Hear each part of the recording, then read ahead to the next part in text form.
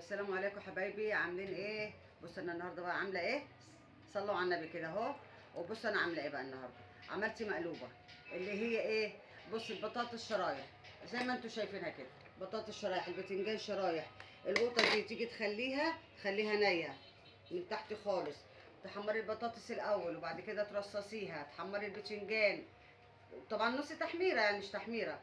ترصصيه فوق البطاطس وبعد كده تعملي ايه الفلفل الرومي مع البصل شرايح وتحمريه برده نص تحميره وتحطيه فوق الوش. تيجي بقى على الفراخ انت متبلاها طبعا بال كاري وكركم، وبرده تديها صدمه وتحطيها اخر حاجه فوق الوش.